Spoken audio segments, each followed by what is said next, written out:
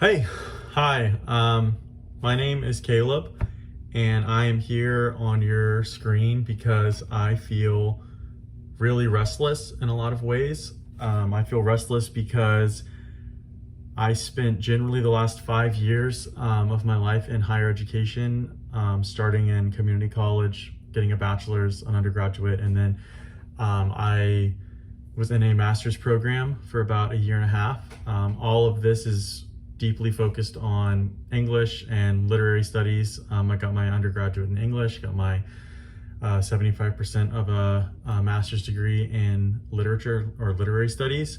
And I took this semester off in particular for a couple of reasons.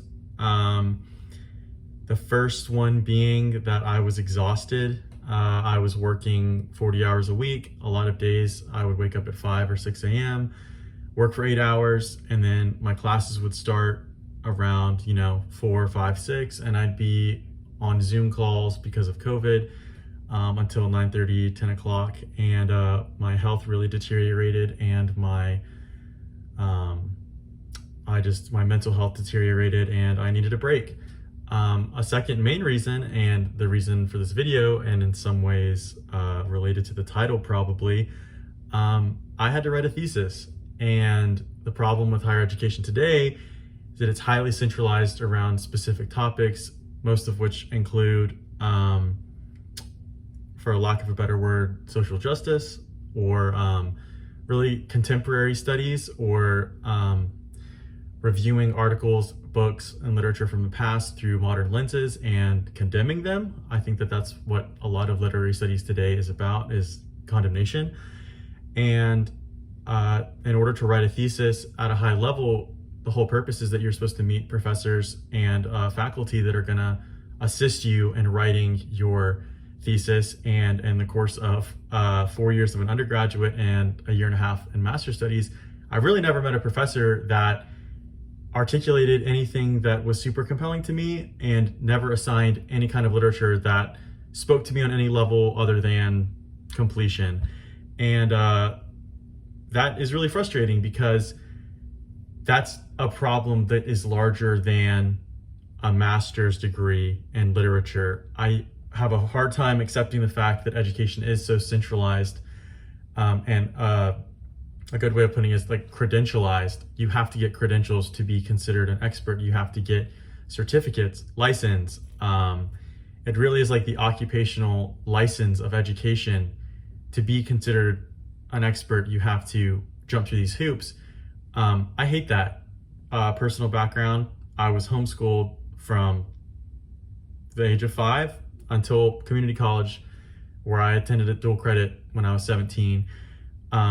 My education background from that was more akin to unschooling than homeschooling, because there was no structure, there was no curriculum. It was very much like, here are your school books. I mean, at the age of 7, my mom would hand us, my sister and I, our school books and say, all right, do it, finish it, learn it, essentially saying, I'm going to teach you how to read, I'm going to teach you how to count, and for the next 11 years, this is like on you. That's very sink or swim. I kind of hated it at times. I have some problems with it now, but for the most part, it made me super independent, and it made me not want to rely on really anybody to instruct me, or anyone to pass judgment or whatnot. Not to say that I am not, interested in being a student, interested in being an amateur and an apprentice, but the structure of education is just ridiculous, and it really encourages inauthenticity. It does not want you to be passionate. Passion is discouraged, seriously. Your goal is to finish a 16-week course. Your goal is to turn in that assignment. A lot of students hate comprehensive finals because they actively forget everything that they learned over the course of 16 weeks. So a lot of students want Unit 3 to be the final, and there to be nothing that they're supposed to have learned over the course of 16 weeks. And you do that, for every semester, and then you graduate, and what did you really learn, and what are you really passionate about, and how is that going to impact your world, and how are you going to impact the world on from there? So, to make it full circle, I grew up being passionate about what I taught myself. You can't teach yourself without passion. That's debilitating in higher education right now. To kind of segue into the goal of this video series is, last summer I was not taking classes, and I was recommended by Michael Moynihan from the Fifth Column, and also a reporter for Vice News, to read the book Darkness at Noon by Arthur Koestler, this book here. I fell in love with this book. I thought it was great from a social historian standpoint, philosophy, economics, politics, and like most importantly, it's a great book. It's a fun book. It's literature. It's lit, quite literally.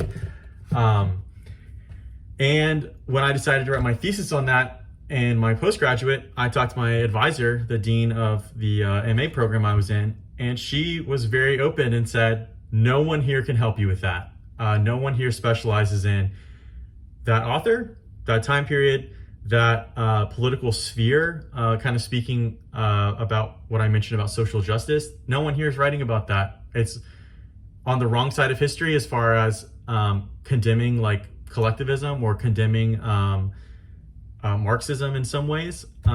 So since that summer, since I talked to my dean and since I finished that book, I just decided that, you know,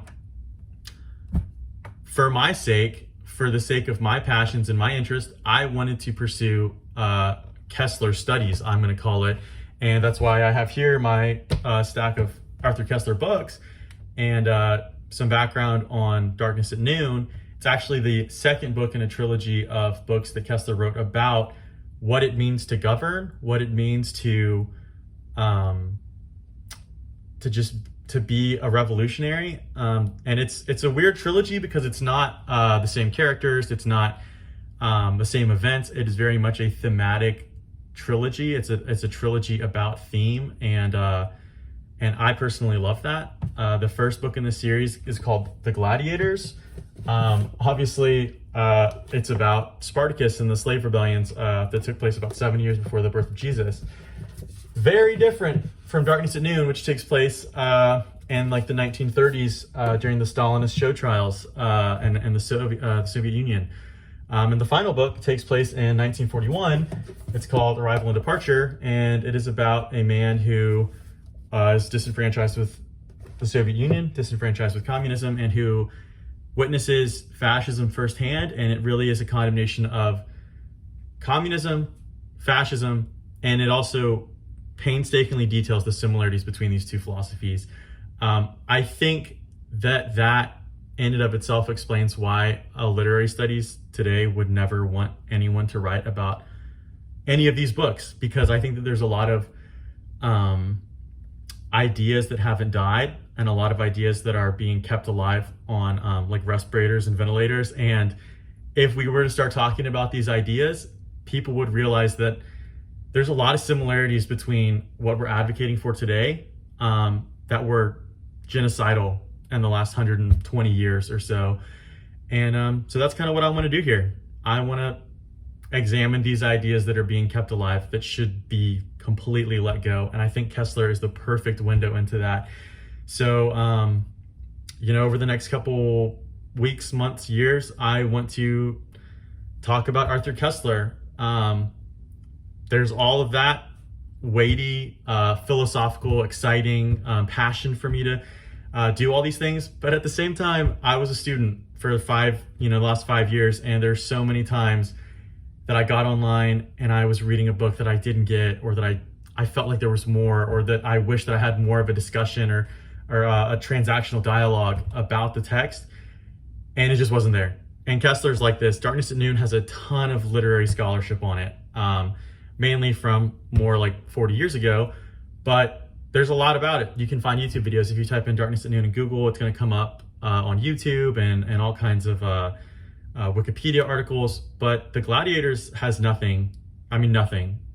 And Arrival and Departure has less than nothing.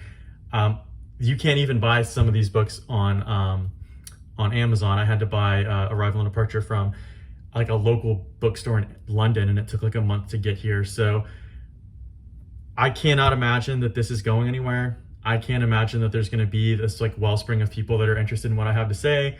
But maybe, unlikely, someone assigns one of these books to their class, and I would love for them to search Gladiators, Arrival and Departure, Dialogue with Death, Scum of the Earth, and for maybe, I have a 10-minute video about it where they can engage with the text in a meaningful, open, honest, and charitable way. And, it really is a virtue of be the change you want to find in the world, or be the help you needed. So, let's go from here. I'm excited to bring what I know about literary studies, the things that I'm passionate about, the things that I was fortunate to have the opportunity to learn, and I want to decentralize that. That is very much the goal of this, is to decentralize the act of reading, to make it personal, to make it as local as you can get it, as local as your cell phone, as local as your laptop. Let's talk about these books. Let's engage in this dialogue. And I'm really excited to share Arthur Koestler with everybody. So my name's Caleb. I will definitely be making videos in the future about Arthur Koestler, starting probably with general overviews of each book, and then diving into certain thematic things that I really enjoyed and that really stuck with me. So let's do this. Peace.